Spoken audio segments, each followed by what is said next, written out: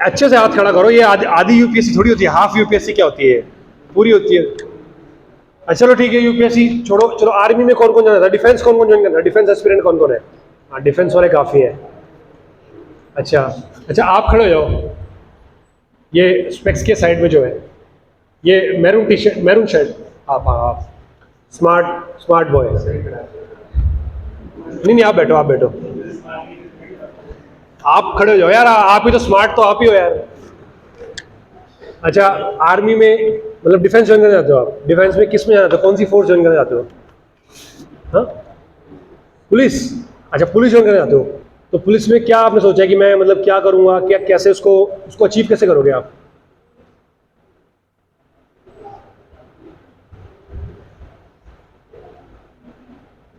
Physical, सबसे पहले तो फिजिकली दोगे, फिर एग्ज़ाम,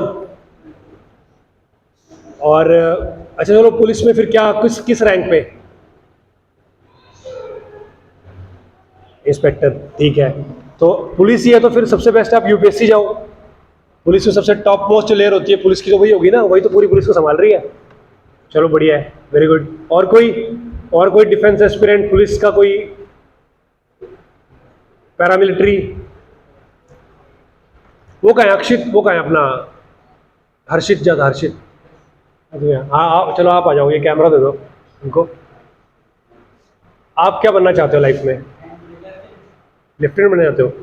ल्यूटिनेंट, ल्यूटिनेंट, हाँ नहीं हो जाएगा, मतलब फिजिक मैंने देखते होगा, फिजिक इसकी वही है आर्मी पर्सन वाली। तो आपने फिर इसके बारे में अच्छा आप कौन सी क्लास में अभी? 10th में। तो अभी इसके लिए फिर आप कैसे प्रिपेयर करोगे, थोड़ा आप यहाँ आ जाओ, इनको बताओ आप बच्चों को, क्योंकि बहुत सारे बच्चे थोड़ा सा मेरे को कंफ्यूज लगे। आप बताओ इनको, आप गाइड करो इनको, क्योंकि कैसे आप लेफ्टिनेंट आप बनना चाहते हो, आर्मी में बनना चाहते हो, और डजेंट मैटर, नेवी भी हो सकती है, एयरफोर्स, क्योंकि रैंक तो सबका सेम ही होता है, ठीक है। और गवर्नमेंट को ही आप मतलब डिफेंस को सर्व करोगे, अपने नेशन को सर्व करोगे, तो इनको बताओ कि आप कैसे, आप यूनिट कैसे करोगे, ये बताओ बच्चों को। 11th ट्वेल्थ नॉन मेडिकल करूँगा, और उसके बाद 12th के बाद एंट्री का पेपर होता है, वो पेपर दे के सिलेक्शन हो जाएगा, तब मैं मेरी 18 महीने की ट्रेनिंग रहेगी, उसके बाद मेरी ज्वाइनिंग हो जाएगी। बहुत बढ़िया।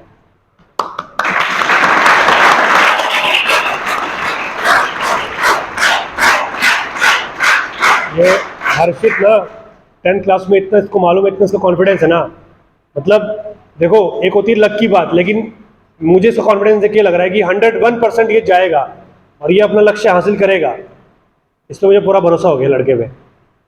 अच्छा ठीक है हर्षित, थैंक यू। अच्छा गुड़िया, एक आपका डाउट था, आपके डाउट के साथ फिर मैं अपना सेशन खत्म करता हूँ फिर।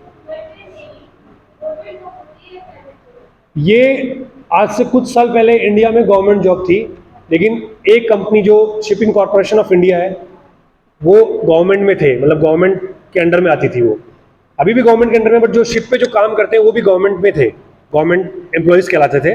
लेकिन अभी इसको फुली प्राइवेटाइज कर दिया गया है। पहले इंडिया में सिर्फ ऐसे था, अब इंडिया में और कंपनीज भी आ गई, जैसे मेरी कंपनी हांगकांग बेस्ड कंपनी है, फ्लीट शिप मैनेजमेंट। तो अब इसको फुली प्राइवेटाइज कर दिया है, और ये फुली प्राइवेट मतलब प्राइवेट फील्ड ही है, प्राइवेट ऑर्गेनाइजेशन है, गवर्नमेंट नहीं है।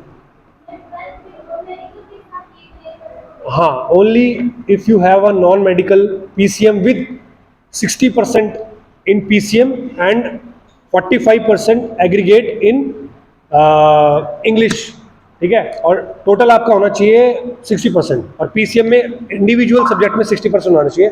तो आप इस चीज़ के लिए अप्लाई कर सकते हो, आईएमयू सीटी के एग्जाम के लिए अप्लाई कर सकते हो।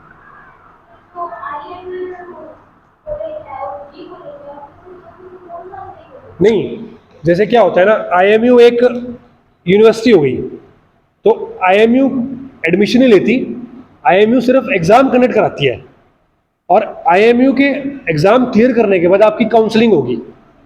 आप काउंसलिंग में कॉलेजेस डालेंगे, लिमिटेड ही कॉलेजेस, 7 या 8 कॉलेजेस है। मेरा कॉलेज इंडिया में नंबर 2 पे आता है, नंबर 1 में एंग्लो, नंबर 2 पे मेरा, जहाँ से मैंने अपनी 8 महीने की ट्रेनिंग की है।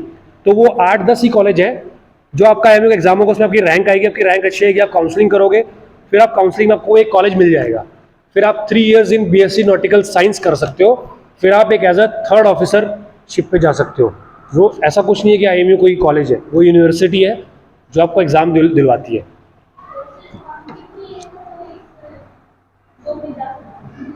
आपका जो ये है, जो डेक साइड है आपकी, डेक डिपार्टमेंट है, जैसे वाला लड़कियों को डेक डिपार्टमेंट ही सूट करता है, 25 लास्ट एज है।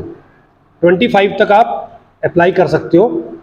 लेकिन आपने अगर 18 की उम्र में आपने अगर अपनी 12th खत्म कर ली है, तो क्यों ना आप 19-20 में आपका ये प्री सी वगैरह सब, 21 तक आपका ये सब ट्रेनिंग पार्ट सब खत्म हो जाएगा। 22 में आपका एग्जाम, जो प्रमोशन एग्जाम होता है वो खत्म हो जाएगा। 23 की एज में आप 3rd ऑफिसर बन जाओगे। आप 2 to 3 lakhs पर मंथ आप अर्न करना शुरू कर दोगे 23 की उम्र में। 23 की उम्र में तो बच्चे उस टाइम पे कंपटीशन की तैयारी कर रहे होते हैं। 23 की उम्र पे तो हम लोग बीटेक कर रहे थे, हमें पता ही नहीं था लाइफ क्या होती है। हम ये सोचते थे कि कोई 15-20-25 हज़ार की नौकरी मिल जाए हमें कई कंपनी में, तो उस टाइम पे आप 2 से 3 लाख रुपए सैलरी ले रहे होगे 23 की उम्र में। और 32 तक आते आते 32 साल की उम्र में आप आते आते कैप्टन बन जाओगे, आपकी सैलरी 10 से 12 लाख रुपए महीने की होगी। ठीक है, तो ये चीज़ हाँ जी, मैंने काफ़ी लेट ज्वाइन किया। मैंने आपको बताया ना, मैंने बीटेक की, 12th के बाद 4 साल तो मेरी बीटेक में गए। फिर मैंने 2.5 साल मैंने दिल्ली में डिफेंस के लिए तैयारी की थी अपनी, ट्राई करता रहा डिफेंस के लिए, एयरफोर्स के लिए। तो मेरे 2.5 ईयर वहाँ मेरे निकल गए। तो मैं होते होते ये मान लो 24.5 साल का हो गया था मैं। फिर मैंने यहाँ पे आया, इस फील्ड को ज्वाइन किया मैंने 25 की एज में, 25 की एज में मैंने ज्वाइन कर लिया था। फिर करते करते 28 की एज में मैंने अपनी मतलब 4th ईयर की, 28 नहीं तो 29 की एज में, 29 रनिंग था मेरा, 29 की एज में मैंने ये कमांड ली, अपनी 4th ईयर की कमांड मैंने ले ली थी, यानी कि आज से 1 साल पहले। तो मैंने 25 के बाद मैंने अपना करियर स्टार्ट किया था। आज मैं 30 का हूँ, मेरी एज 30 है, तो मेरे को 5 साल हो गए हैं। जो कि मैं इस चीज़ को मैं 23 साल की उम्र में शुरू कर सकता था, बट मैं 3 साल लेट हुआ because I was in Delhi preparing for defence exams. ठीक है, सब डाउट क्लियर? चलो, आई होप कि आप में से कुछ लोग, स्पेशली गर्ल्स, इस फील्ड में आएंगे और हमारे मर्चेंट नेवी का नाम रोशन करेंगी। और मुझे अच्छा लगेगा कोई अगर इस फील्ड में आए, वो भी अगर मेरे से इंटरेक्ट करने के बाद, मोटिवेट करने के बाद अगर कोई आता है, कोई अपना करियर इसमें बनाता है, मेरे लिए बहुत खुशी की बात होगी। और मोहन सोनी जी की जो द सैनिक अकेडमी है, द सैनिक अकेडमी भाई साहब, इसका भी नाम रोशन होगा, क्योंकि इस फील्ड में बहुत कम लोग हैं। और आप में से कोई इसमें जाएगा यूनिफॉर्म जॉब में, और कल को आज से 5 साल 7 साल बाद जब यहाँ पे आएगा, मेरी तरह यहाँ पे खड़ा होगा, तो मेरे लिए भी और मोहन सोनी जी के लिए और बाकी स्टाफ के लिए भी एक बहुत प्राउड की बात होगी, इनके लिए बहुत अच्छा मोमेंट होगा वो। चलो, थैंक यू गाइज। आपसे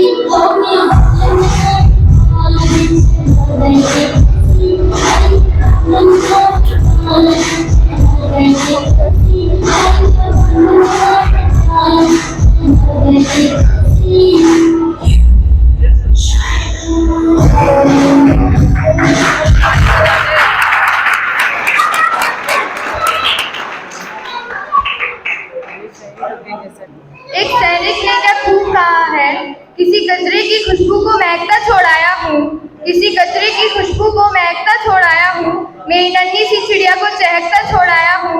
मुझे छाती से अपनी तो लगा लेना है भारत माँ। मैं अपनी माँ की बाहों को तरसता छोड़ाया हूँ। मैं अपनी माँ की बाहों को तरसता छोड़ाया हूँ।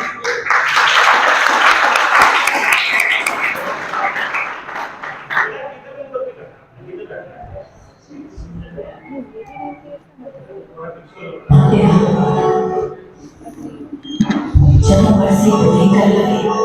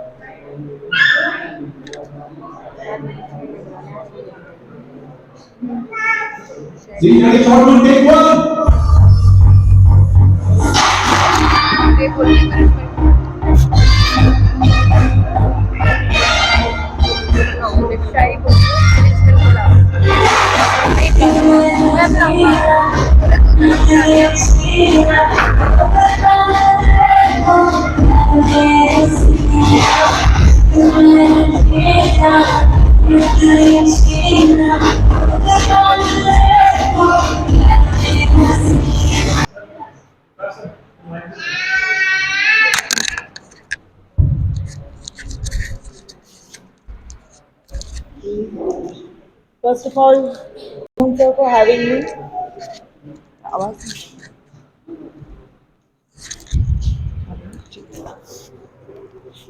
So, I am Dr. Seema, Assistant Scientist at CCSHU, Chaudhary Charan Singh Haryana Agriculture University, located at Hisar. Thank you so much, sir, for having me.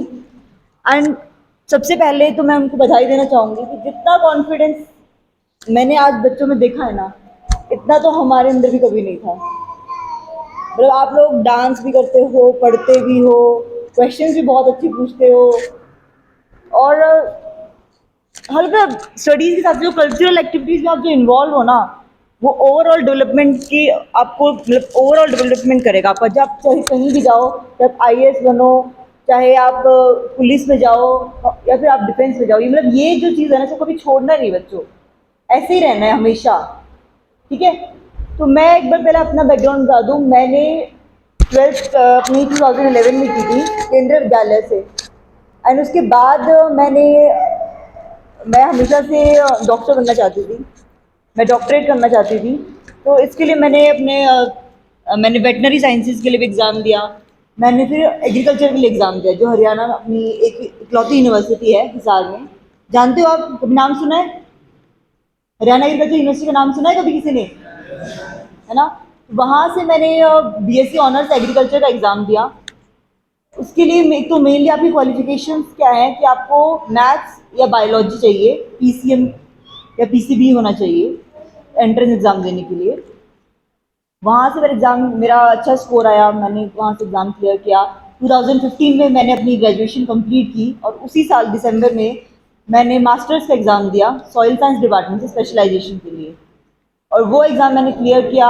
2 साल की मेरी डिग्री थी, मैंने वहाँ 2 साल की डिग्री कंप्लीट की, देन मैंने डॉक्टरेट की। 2021 में मैंने अपनी डॉक्टरेट कंप्लीट की। 1 साल का मैंने as a senior research fellow CSSRI Karnal में मैंने जॉब की, और लास्ट ईयर नवंबर में 28 नवंबर को मैंने as a assistant scientist at CCSHU Hisar मैंने ज्वाइन किया था। ओके, सो एक तो मैं आपको बता दूं कि एग्रीकल्चर का जो आप में से कितने लोग एग्रीकल्चर फार्मिंग बैकग्राउंड से हैं? मतलब मैक्सिमम बच्चे यहाँ पे फार्मिंग कम्युनिटी से, फार्मिंग बैकग्राउंड से हैं। तो आप में से 12th में या 10th में कितने बच्चे हैं यहाँ पे 10th क्लास के स्टूडेंट्स? क्योंकि 12th में आई थिंक आर्ट्स है आप लोगों के पास, 12th में सबके पास आर्ट्स है ना। 10th में आप BSc ऑनर्स एग्रीकल्चर में 10th और 12th बेसिस पे आप एडमिशन ले सकते हैं। ओके, 10th में आपका 6 ईयर प्रोग्राम होता है, मतलब 2 ईयर्स आपका 11th और 12th यूनिवर्सिटी कराएगी, और आपकी 4 जो ईयर्स की ऑनर्स की डिग्री है BSc इन एग्रीकल्चर, वो यूनिवर्सिटी कराएगी। अगर आप में से कोई भी इंटरेस्टेड है, मैंने सर को भी बोला था, अगर 10th का कोई स्टूडेंट कोई भी इंटरेस्टेड है एग्ज़ाम देने में, तो मैं नोटिफिकेशन शेयर कर दूंगी। नेक्स्ट मंथ हमारी नोटिफिकेशंस आ जाएंगी। ओके, तो एक तो इसका स्कोप क्या है कि आप बीएससी ऑनर्स एग्रीकल्चर अगर आप करते हो तो आपको आगे फर्दर क्या उसके स्कोप्स है मैम।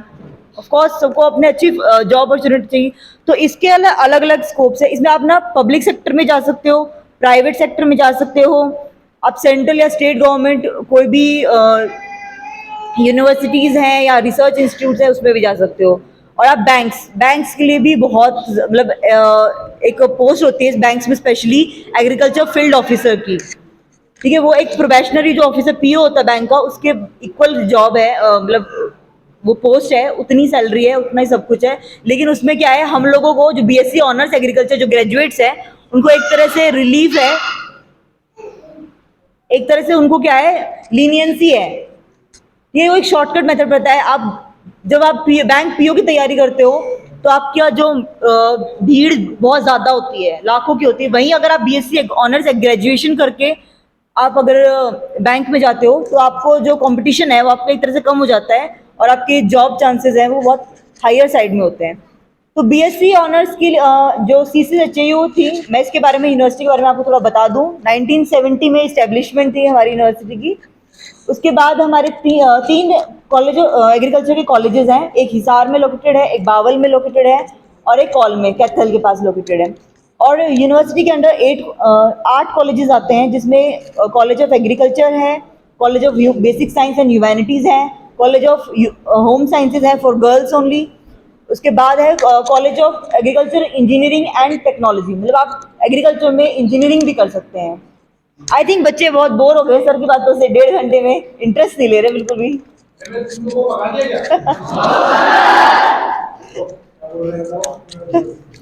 नहीं, बच्चे इधर उधर देख रहे हो। 10 के पास कोई इंटरेस्टेड है, करनी है किसी को साइंटिस्ट लेवल की जॉब? सारे यहाँ पे सब यूपीएससी वाले बैठे हैं, सब फौजी हैं, साइंटिस्ट लेवल के लोग भी हैं, गर्ल्स भी लेंगी। चलो, आप कौन सी क्लास में हो? 10th में ना, तो आप लोगों के लिए बेस्ट मैंने बताया 10th के बाद जैसे आपके बोर्ड के एग्जाम्स के रिजल्ट आ जाएंगे उसके बाद अप्लाई कर सकते हो आप। 6 ईयर का प्रोग्राम रहेगा, उसमें आप सेम बीएससी करो। अगर आप बीएससी के बाद जॉब करना चाहते हो तो आप बीएससी के बाद जॉब कर सकते हो। इसमें आपकी बैंकिंग सेक्टर में भी जॉब है, seed technology, food technology companies है, प्राइवेट सेक्टर में भी आप जा सकते हो अगर वहाँ करना चाहते हो। सी टेक्नोलॉजीज हैं, वहाँ भी कर सकते हो। स्टेट एंड सेंट्रल की रिसर्च इंस्टीट्यूट्स में और टीचिंग में भी कर सकते हो आप, वहाँ पे प्रोफेसर के लिए भी है। और हमारे जैसे साइंटिस्ट जो रिसर्च में इंटरेस्ट ले लेते हैं, कोई बच्चा अगर रिसर्च में इंटरेस्टेड है तो वहाँ भी आप कर सकते हो। ओके, देन इसमें आपको मैं नंबर ऑफ सीट्स बता देती हूँ। जो 10th के बाद जो है ऑनर्स के लिए, बीएससी ऑनर्स एग्रीकल्चर के लिए 30 सीट्स हैं, 30 है। और इसका कंपटीशन ऐसा मत सोचना कि बहुत इजी है और हम कर लेंगे, नहीं, बहुत टफ है थोड़ा। नंबर ऑफ कैंडिडेट्स बहुत आते हैं, आपको उनके साथ कॉम्पीट करना पड़ेगा। और मेरे बैकग्राउंड के बारे में आई थिंक आपको ये इतना सफिशिएंट है। उसके बाद अगर आपको मास्टर्स करनी है, पीएचडी करनी है, आपको रिसर्च में जाना है, आपको टीचिंग में जाना है, टीचिंग में अगर आपको प्रोफेसर बनना है तो आप टीचिंग में जा सकते हो मास्टर्स और पीएचडी करके। अदर देन दैट मुझे नहीं लगता कि इसमें आपको और कुछ बता नहीं सकते। आप कुछ पूछना चाहें तो आप मुझसे पूछ सकते हैं, बिकॉज हमारा इतना ही है। गवर्नमेंट सेक्टर में अगर आप इंटरेस्टेड हैं तो मैं रिसर्च बैकग्राउंड में हूँ, मैं रिसर्च में हूँ, मतलब मेरे अभी हम जैसे फार्मिंग कम्युनिटी की बात करते हैं, हम ट्रेडिशनल फार्मिंग करते हैं। अगर आप फार्मर बैकग्राउंड से कोई जानता होगा, हम बहुत ट्रेडिशनल फार्मिंग करते हैं, गेहूं लगाते हैं, बाजरा लगाते हैं, छोड़ देते हैं और कटाई कर लेते हैं। बट हम जो एग्रीकल्चर यूनिवर्सिटीज़ हैं all over India, 63 agriculture universities हैं, 64 रिसर्च सेंटर्स हैं जो कि फार्मिंग को मॉडर्नाइज करने पे वर्क कर रहे हैं। हम लोग को मॉडर्नाइज करना चाहते हैं। हम चाहते हैं कि फार्मर है को कम से कम इनपुट लगाए, कम से कम खर्चा लगाए और मैक्सिमम से मैक्सिमम आउटपुट ले। अगर हमारे पास कोई छोटा फार्मर है जिसके पास 2 एकड़ ज़मीन है या 3 एकड़ ज़मीन है, 4 एकड़ ज़मीन है, तो उस 4 एकड़ ज़मीन में से उसको मैक्सिमम बेनिफिट कैसे हो, हम उस पर काम करते हैं। हमारी जो सॉइल है, सॉइल हेल्थ है, जैसे हम लोग फर्टिलाइजर डालते हैं, यूरिया डालते हैं, हम क्या कर रहे हैं, हम सॉइल की हेल्थ को ख़राब कर रहे हैं। आप कितना 10 साल प्रोडक्शन ले लोगे, 10 साल उपज ले लोगे, 20 साल ले लोगे, उसके बाद क्या? तो हम उसके ऊपर रिसर्च कर रहे हैं कि आप उसको डिग्रेड करने की जगह उसको आप फार्मर को भी फायदा हो और हमारे जो हमारा इन्वायरमेंट है वो भी सस्टेनेबल रहे। अब एक वर्ड जानते हो ना, सस्टेनेबिलिटी। तो हम क्या कर रहे हैं, सस्टेनेबिलिटी मेंटेन करने के लिए हम उस पर वर्क कर रहे हैं कि हम पहले हम एक्सपेरिमेंट लगाएंगे, हम देखेंगे कि वो फार्मर के लिए वो वर्क करेगा या नहीं करेगा। अगर वो वर्क करेगा, हम 10 साल 5 साल उस पर वर्क करने के बाद हम उसको रिकमेंडेशन देंगे फार्मर को कि भाई आप ऐसा करो कि आप खाद मत डालो। हम सुना है आपने, जब गेहूं लगाते हैं हम उसको जला देते हैं, उसकी पराली को, सॉरी राइस को, चावल के बाद धान के बाद जला देते हैं। सरकार क्या बोलती है, मत जलाओ, क्योंकि उससे क्या होता है, पोल्यूशन होता है। तो उसके लिए कौन रिस्पॉन्सिबल है? सरकार हमसे पूछेगी कि भाई आप अगर मना कर रहे हो कि पराली मत जलाओ, किसान कहेगा मैं तो जलाऊंगा भाई, मेरे को, मैं उसको काटूंगा, मैं इसको लेके जाऊंगा तो मुझे खर्चा लगेगा, मैं तो जला दूंगा, मेरा कोई खर्चा नहीं है, मुझे तो आग लगानी है।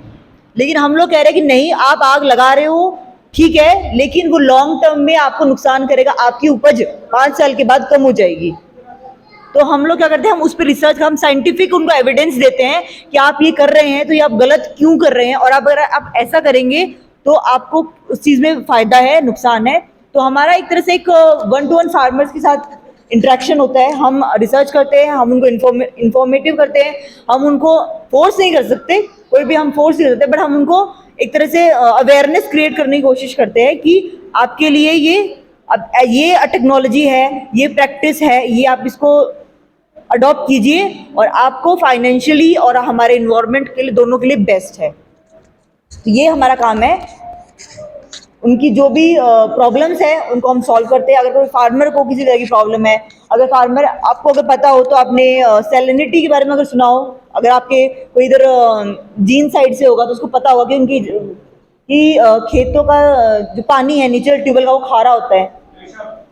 किसानों को उसमें दिक्कत आती है, अगर वो पौधे लगाता है उसके पौधे मर जाते हैं, तो उसका वो फार्मर किसके पास आएगा, एक वो साइंटिस्ट के पास आएगा, एग्रीकल्चर साइंटिस्ट के आएगा, मैडम मेरा ट्यूबवेल है, मैंने लगवाया, खारा है, मैंने पानी खेत में लगाया, मेरे पौधे मर गए, अब मैं क्या करूं? तो उसका सोल्यूशन किसके पास है? हमारे पास है। हम उसको बताएंगे कि आपको पानी लगा सकते हो, नहीं लगा सकते हो, अगर लगा सकते हो तो कौन से फसल के अंदर लगा सकते हो। भाई गेहूं में नहीं लगा सकते, गेहूं लगाओगे तो मर जाएगी, नुकसान होगा, आप जितनी बार भी लगाओगे उतनी बार मर जाएगी, आपको पैदावार नहीं होगी, आपका बिजाई का खर्चा लगेगा, आपका कल्टीवेटर का जो खर्चा है वो लगेगा।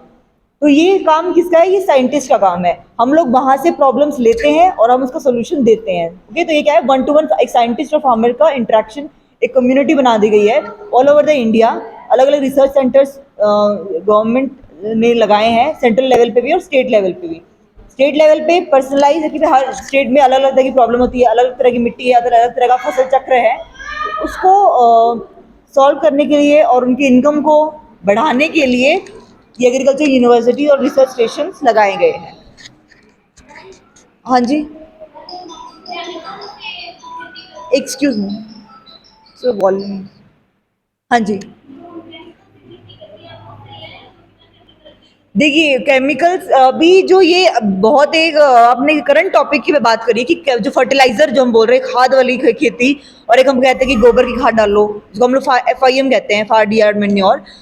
तो ये एक बहुत बर्निंग टॉपिक है, इसी पे काम चल रहा है। और मैं ये कहती हूँ कि देखिए 100% अगर आप ऑर्गेनिक फार्मिंग करते हो, नो डाउट कि उसमें नुकसान फार्मर को कहीं ना कहीं होता है। 2 साल 4 साल 5 साल में उसको वो फायदा नहीं मिलता जितना वो एक बार में यूरिया कट्टा डाल के उसको मिल जाएगा। लेकिन आने वाले 10 साल के बाद उसको वो खाद जो यूरिया है वो डालने में नुकसान है, और गोबर की खाद जो हम लोग ऑर्गेनिक फार्मिंग की बात करते हैं उसमें फायदा है लॉन्ग टर्म में। बट क्या है ना, हमारे जो फार्मर्स है, मेरे आपके बहुत सारे दादा भी होंगे, पिताजी, उनको क्या है, उनको तो जल्दी से जल्दी खाद डाला, फसल काटी और घर में पैसा। तो वो क्या है, वो एक तरह से हमारी जो सॉइल की हेल्थ है, हमारे इन्वायरमेंट को नुकसान कर रहा है। तो हम लोग आजकल हमने एक नया इसका बीच का रास्ता निकाला है, उसको हम लोग बोलते हैं इंटीग्रेटेड न्यूट्रिएंट मैनेजमेंट। उसमें क्या करते हैं, हम लोग दोनों चीज़ों को लेते हैं, हम फर्टिलाइजर को भी लेते हैं, हम गोबर की खाद भी, हम कहते हैं दोनों को डालो, 50-50 कर दो, 60-40 कर दो, ताकि आपकी जो मिट्टी है, हमारा इन्वायरमेंट है, वो भी सेफ रहे, सस्टेनेबल रहे, और आपको पैदावार भी उतनी अच्छी मिलती रहे। क्योंकि हम उसको ऑर्गेनिक फार्मिंग पे शिफ्ट करने के लिए बहुत सारे हैं। हरियाणा में आज के टाइम में आई थिंक 200 एकर्स अभी ऑर्गेनिक फार्मिंग में चला गया है। फार्मर्स उसको अडॉप्ट कर रहे हैं, फार्मर्स जो इनोवेटिव फार्मर्स, जैसे अब जैसे यंग हमारे जैसे यंग जो फार्मर्स हैं, जो ग्रेजुएशन करके, पोस्ट ग्रेजुएशन करके, जो इवन इन सर्विस भी है ना, वो क्या करते हैं कि मेरे पास 4 किले ज़मीन है, मैं सरकारी नौकरी हूँ, लेकिन मेरे पास तनख्वाह है, सैलरी मेरे को आ रही है महीने टू महीने, बट मुझे क्या करना है, मुझे मेरी जो ज़मीन है ना उसको यूटिलाइज करना है। तो वो ट्रेडिशनल खेती नहीं करेंगे, फार्मिंग नहीं करेंगे कि गेहूं लगा दिया, काट दिया और खत्म। नहीं, वो क्या करते हैं, वो ऑर्गेनिक फार्मिंग को अडॉप्ट करते हैं। ठीक है, वो क्या करते हैं, वो ऑर्चर्ड, जैसे हम लोग कहते हैं ना, आपके फल जो पेड़ हैं, आम के पेड़ लगाते हैं, इस तरह की खेती करते हैं, ताकि तो उनको हम लोग कन्विंस करते हैं, उनको देखो, वो एक एग्जाम्पल सेट करते हैं आपकी सोसाइटी के लिए, आपके गाँव के लिए, कि देखो ये लोग कर रहे हैं तो इनको फ़ायदा हो रहा है।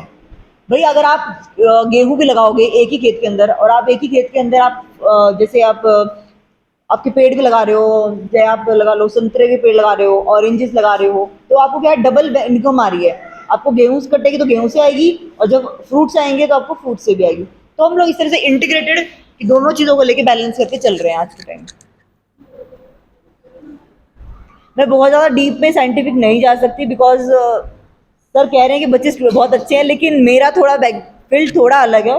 तो जो यहाँ फार्मिंग कम्युनिटी वाले बच्चे हैं ना, वो मुझे समझ पाएंगे, इवन अपने पेरेंट्स से भी डिस्कस करेंगे तो भी वो समझ पाएंगे कि हम बहुत जागरूक हैं आजकल के। हमारे यहाँ पे ना एक सॉइल टेस्टिंग लेबोरेटरी है।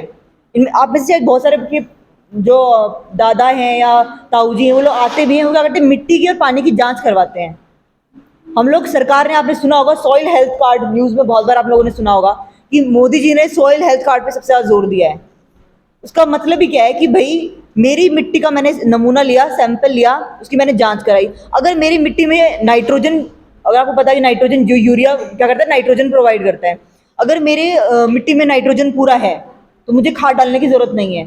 तो हम क्या कहते हैं, सरकार क्या कहती है, अगर आपकी मिट्टी में पूरे तत्व हैं, नाइट्रोजन है, फॉस्फोरस है, सल्फर है, माइक्रो न्यूट्रिएंट्स हैं, तो आप खाद मत डालो। ठीक है, तो ये क्या है, ये हमारा काम है, ये हमारा है कि हम नई टेक्नोलॉजीज को, फार्मिंग कम्युनिटी को मॉडर्नाइज करने का हम लोग काम करते हैं। हाँ जी, आइए। सीड की बात जो कर रहे हैं, देखिए एग्रीकल्चर में आपको बताना भूल गई, हमारे ना एग्रीकल्चर यूनिवर्सिटी है, एग्रीकल्चर कॉलेज है जो डिपार्टमेंट रिसर्च का, उसमें 14 डिपार्टमेंट है, 14 डिपार्टमेंट्स है, जिसमें एक डिपार्टमेंट है प्लांट ब्रीडिंग एंड जेनेटिक्स। उनका काम होता है सीड्स को डेवलप करना। ठीक है, इसमें भी बहुत सारी अलग अलग टेक्निक्स है, जैसे कि एक तो आपने सुना होगा साइटोप्लाज्मिक जर्मिनेशन लगाते हैं हम लोग, साइटोप्लाज्मा की हम लोग क्या करते हैं, पहले क्या होता है, ग्रीन रेवोल्यूशन सुना है किसी ने? ग्रीन रेवोल्यूशन पढ़ा होगा बुक्स में, है ना? तो उसमें क्या हुआ था कि वहाँ फॉरेन से, अमेरिका से 2 वैरायटी लाई गई थी वीट की, जो हम लोग मतलब किस्म कहते हैं, वीट गेहूं की किस्में, 2 किस्में लाई गई थी, जिसकी उपज बहुत ही ब्लॉकबस्टर थी, जो कि जैसे C36 देसी गेहूं जिसको बोलते हैं, उससे भी ज़्यादा थी। तो वो लाने के बाद वो आ गया, वो एक पेरेंट मटेरियल हो गया, जो 10th वाले बच्चे समझेंगे, वो पेरेंट मटेरियल हो गया। उसको हमने हमारी वाली जो वैरायटीज़ को क्रॉस करवाया, क्रॉस करवाने के बाद क्या है, उसके जो अच्छे गुड कैरेक्टर्स थे वो उसके अंदर चले गए। तो इस तरीके से क्या करते हैं हम लोग, सीड डेवलप करते हैं। हम एक वैरायटी उठाते हैं कि भाई इसका अच्छा कैरेक्टर है, इसका अच्छा कैरेक्टर है, उनका क्रॉस कराएंगे और हम लोग एक 3rd वैरायटी को जनरेट करेंगे। इस तरह से हम लोग सीड डेवलपमेंट करते हैं। तो प्रॉपर एक सीड, हमारे पास एजेंसी है यूनिवर्सिटी में जो सीड प्रोडक्शन का काम करती है, और वो डिस्ट्रीब्यूट भी करती है। कृषि विज्ञान केंद्र, अगर आपने कभी देखा होगा, राजगढ़ रोड के ऊपर एक यूनिट सेटअप की गई है, वहाँ से किसानों को सीड भी प्रोवाइड करती है। तो ये, और कुछ बच्चे शोर मत करो, देखो वो बहुत अच्छे क्वेश्चन पूछ रहे हैं। हाँ जी,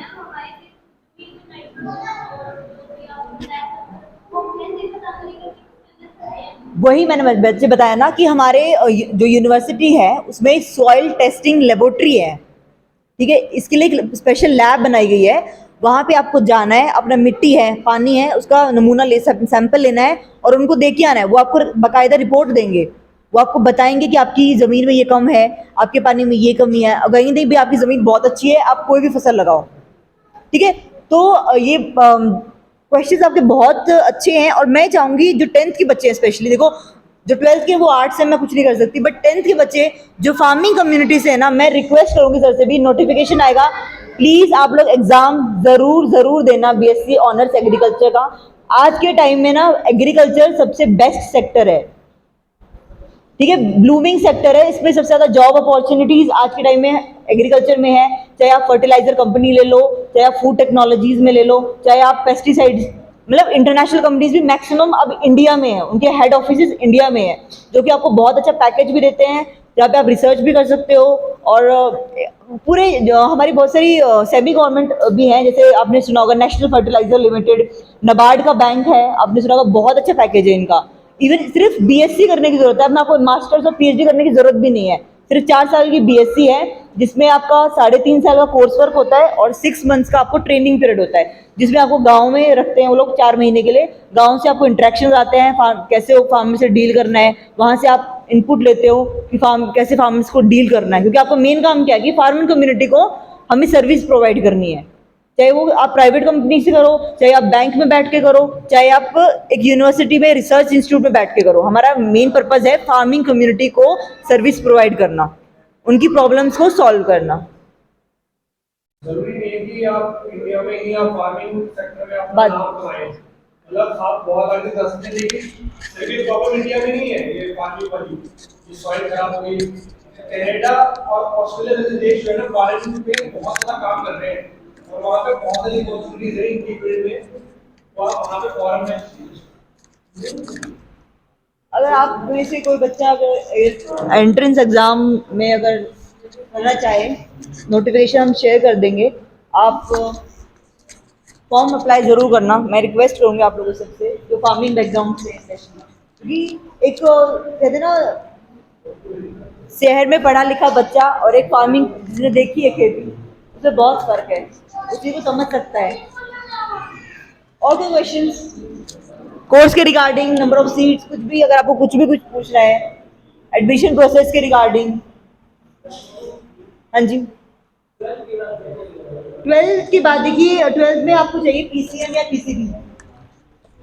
बीएससी ऑनर्स एग्रीकल्चर में एडमिशन लेने के लिए आपको चाहिए पीसीएम और पीसीबी, और इसमें जैसे कि क्वेश्चंस 200 क्वेश्चंस आते हैं मैक्सिमम, जो मेजर पार्ट होता है आपका बायोलॉजी या फिर मैथ्स का होता है, उसके बाद 50-50 क्वेश्चंस होते हैं फिजिक्स और केमिस्ट्री के, और पूरी एक कट ऑफ लिस्ट बनती है, उसके अकॉर्डिंग 250 जो सीट्स हैं वो अवेलेबल है। 135 जो सीट्स हैं वो हमारे एचयू जो हिसार मेन कैंपस है उसके अंदर हैं।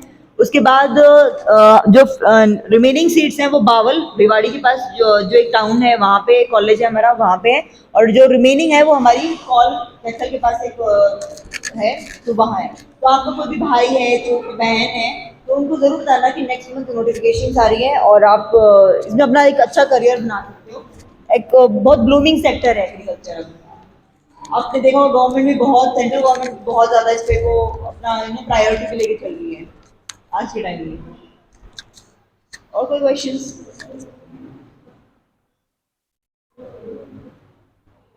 हाँ जी,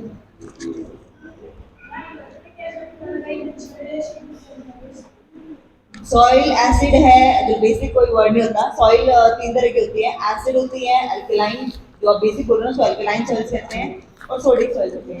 तो ये आप घर पे नहीं बता कर सकते। हाँ, जैसे आपने कहा एसिड का तो हम नहीं बता पाएंगे। वो पेड़ जैसे अगर पौधा लगाया है, अगर आपका बहुत ज़्यादा पीएच है, बहुत ज़्यादा कम पीएच है, जैसे 4 है 5 है, तो आपका पौधा पहली बात तो उगेगा ही नहीं, ठीक है। दूसरा चीज़ है वो अगर उग गया तो वो 2 या 3 दिन के अंदर जल जाएगा। जब आप जमीन जब पानी लगाओगे ना खेत के अंदर और उसके अंदर पैर डालोगे तो आपको आपके पैर जलेंगे। तो हमारे हरियाणा में नहीं है, जो एसिड की बात कर रहे हो ना, हमारे हरियाणा में एसिड सॉइल्स नहीं है। दूसरी है हमारे जो मेन हमारे हरियाणा में मिलती है जींद या कैथल साइड में, वो है सलाइन खारी सॉइल बोलते हैं, वो खार सॉइल कहते हैं मिट्टी। और सोडिक सॉइल्स, जो खार सॉइल्स होती है ना, उनका क्या होता है कि जमीन पे आपको सफेद नमक दिखाई देगा। किसी ने अगर देखी भी हो, किसी खेत में होंगी तो ऊपर सफेद सफेद नमक दिखाई देता है, वो होती है सैलाइन सॉइल्स।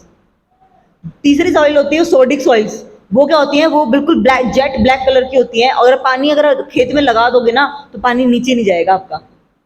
जो मैं आपसे क्वेश्चंस बता रही हूँ ना, ये बहुत सारे यूपीएससी एग्जाम्स में एग्रीकल्चर के क्वेश्चंस पूछे गए हैं बहुत बार। अच्छा मैम, मुझे ये बता दीजिए, जो आपका 6 ईयर प्रोग्राम है ना, हाँ जी, जब 6 साल के जैसे कोई बच्चा इंटरेस्टेड है अफ्रीका जाना चाहता है, 6 साल में कोर्स कर लिया, हाँ जी, उसके बाद ये एमएससी नहीं ना करके उससे पहले को क्या क्या करना? हाँ मैंने बताया कि अगर आप 6 ईयर, मैंने कहा अगर बीएससी ग्रेजुएशन आप कर लेते हैं तो सबसे आपको क्या करना है, सबसे पहले बैंक्स, बैंक्स में बहुत अच्छा स्कोप है एग्रीकल्चर का, कंपटीशन बहुत कम है एज कम्पेयर टू जो दूसरे जो बच्चे बैंक की तैयारी करते हैं, क्योंकि हमारी एग्रीकल्चर ऑनर्स एग्रीकल्चर की अलग से वैकेंसीज होती हैं एग्रीकल्चर फील्ड ऑफिसर्स के नाम से, तो ये अलग वैकेंसी निकलती है, अलग एग्जाम होता है, इसमें सिर्फ बीएससी जो एग्रीकल्चर की है ना सिर्फ वही बच्चे बैठते हैं उस एग्जाम में। तो ये सबसे मतलब टॉप पे बैंक है आज के टाइम पे। मेरे खुद के 200 बैचमेट्स थे, 200 बैचमेट से मैक्सिमम 100+ बैचमेट्स मेरे आज बैंक में हैं, जो हम कुछ इवन 200 में से ना आज के टाइम पे कोई भी बेरोजगार नहीं है मेरे बैच में,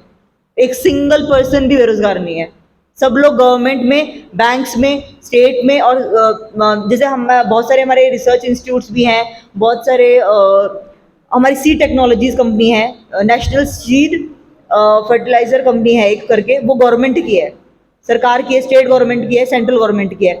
उसके बाद फर्टिलाइजर कंपनी है नेशनल फर्टिलाइजर लिमिटेड। उसके बाद इफ्को का नाम सुना होगा आपने, आपने हैफेड का नाम सुना होगा, अपने गांव में देखा भी होगा, हैफेड के बहुत सारे स्टोर्स बने होंगे। ये सब सारे गवर्नमेंट है ये, और इनमें एग्रीकल्चर ग्रेजुएट चाहिए, कोई दूसरे नॉर्मल बीएससी करके नहीं जा सकता कोई इसके अंदर, उसको बीएससी ऑनर्स एग्रीकल्चर ही करनी पड़ेगी। हाँ, एक और मैं आपका मिसकंसेप्शन वो दूर कर दूं, बहुत सारे लोगों को क्या कहते हैं ना कि मतलब गलत फहमियां मिल जाएंगी कि ना, एक होता है बीएससी एग्रीकल्चर, एक होता है बीएससी ऑनर्स एग्रीकल्चर।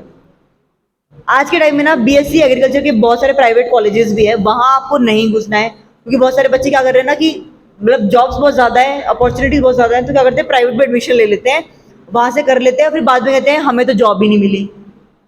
जॉब नहीं मिली क्योंकि वो प्राइवेट यूनिवर्सिटीज ने, कॉलेज ने, जो प्रोटोकॉल है हमारा, जो ऑर्गेनाइजिंग है, जो एक हमारी कमेटी बनाई गई है आईसीआर करके, Indian council of agriculture research, उसके अंडर क्या है कि आपको बीएससी ऑनर्स एग्रीकल्चर की 4 साल की डिग्री होनी आपकी कंपल्शन है। उसके कुछ प्रोटोकॉल्स है, आपके कुछ सब्जेक्ट्स होते हैं, कुछ ट्रेनिंग पीरियड होता है, अगर वो आप फुलफिल नहीं करोगे ना तो कोई भी बैंक, कोई भी कंपनी, कोई भी गवर्नमेंट सेक्टर, आप कहीं भी अप्लाई नहीं कर सकते। ठीक है, तो उसके बाद अगर मास्टर्स करना चाहते हो तो आप टीचिंग में मोस्ट वेलकम है, आपका रिसर्च पे मोस्ट वेलकम है। और कुछ क्वेश्चंस?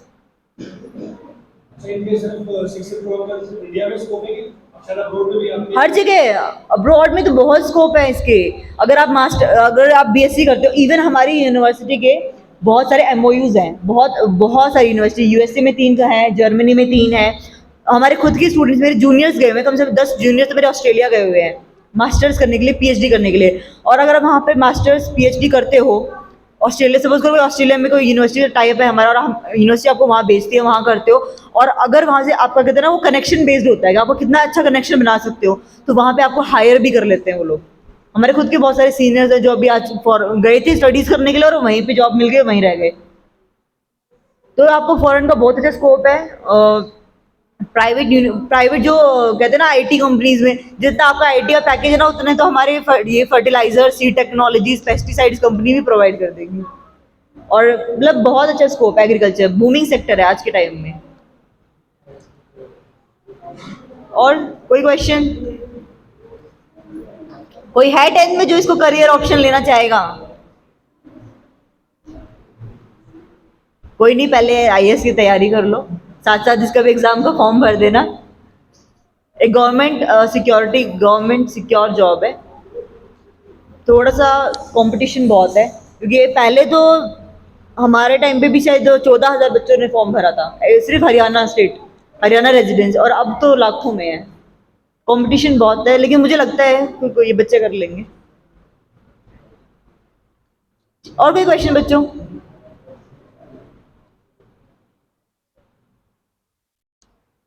ठीक है, चलो, थैंक यू सो मच।